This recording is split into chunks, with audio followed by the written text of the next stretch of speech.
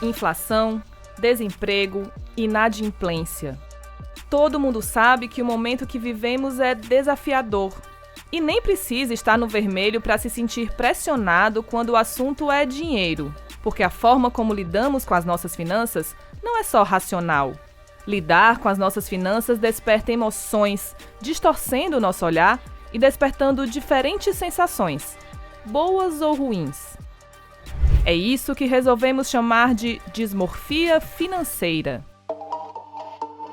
O Will Bank ouviu mais de 2.000 pessoas, homens e mulheres de 18 a 40 anos, representantes de todas as classes, regiões e etnias do Brasil. Não dá para você começar a falar de educação financeira, começar a falar de dinheiro, falando de número, falando de planilha Excel. Eu acredito muito que a gente passa por uma fase de autoconhecimento financeiro, para entender a história da pessoa, se o dinheiro representava alegria na vida dela, ou se representava tristeza, se representava dificuldade. Falo que alguns colegas meus de profissão, eles acabam ditando algumas regras. Viva um degrau abaixo da sua realidade financeira. Tá, e aí? Qual é o degrau? Você sabe qual que é o degrau que a pessoa tá vivendo? Trabalhe enquanto eles dormem, enquanto quem tá dormindo, sabe? Então, quando essas pessoas se propõem a falar sobre o dinheiro, mas sem ter uma sensibilidade com quem ela está falando, né? Essa dismorfia, ela também acaba acontecendo porque a narrativa ela é contada de um ponto de vista que não inclui todo mundo. Eu acho que para a gente mudar as coisas como estão hoje, precisamos primeiro dar nome a elas, identificar o que elas são. Então, essa pesquisa é uma forma de identificar. A dismorfia financeira, ela é um problema. Então, como é que a gente combate ele se a gente nem sabe que ele existe? Então, assim, muitas coisas da pesquisa se relacionam com a minha trajetória, né? Principalmente por estar no meio da arte. O meio da arte, ele é muito 880 muitas vezes. Tem momentos de muita escassez, tem momentos, às vezes, de muito glamour. E isso deixa as coisas ainda mais oscilantes quando se trata de grana.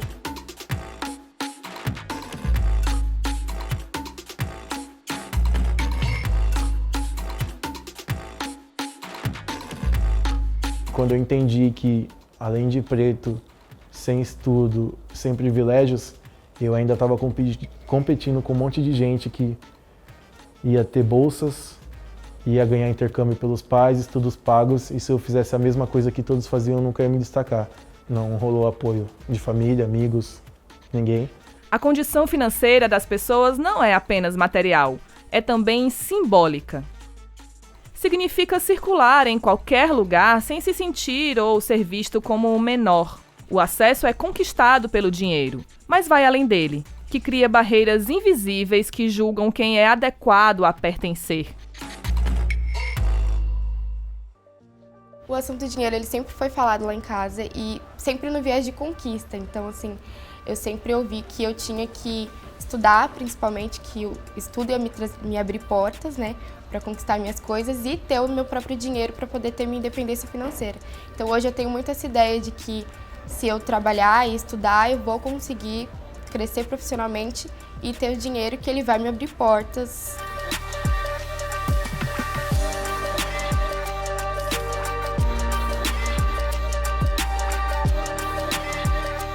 Entre os meus amigos, eu sou uma das poucas, assim, que de fato está vivendo 100% da arte, que está pagando um aluguel e, assim, eu não estou morando numa kitnet, eu não estou morando super distante do centro, eu estou morando bem. E isso é muito incomum.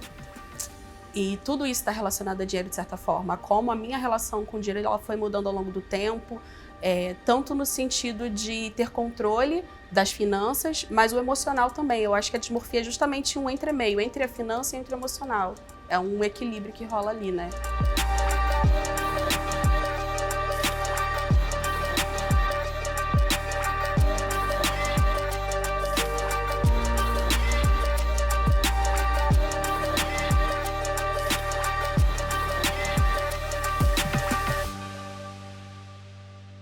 A dismorfia também gera uma necessidade de comparação entre a própria condição financeira e a dos outros. Analisar e compreender a própria realidade é uma saída para superar essa condição. Eu tinha na cabeça, eu sabia onde eu queria chegar e nada nem ninguém ia tirar meu foco. Então foi quando eu comecei a desenvolver os produtos que hoje eu faço, aplicando imagens em HD, em chocolate, adicionando QR Codes, obras de artes, logos. E aí eu comecei a vender eles na Paulista, para o público que vinha como estrangeiro frequentar, e isso deu muito certo.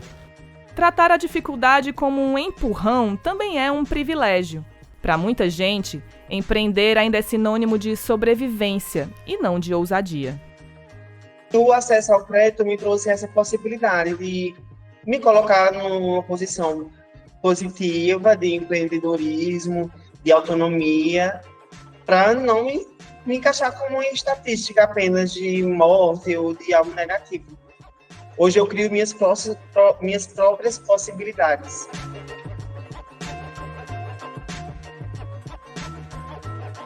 Ainda que existam histórias de superação, abrir um novo negócio, tirar uma ideia empreendedora do papel ou transformar o hobby em renda extra, ainda está distante da maioria dos brasileiros, já que os serviços financeiros são disponibilizados de acordo com a capacidade de renda das pessoas.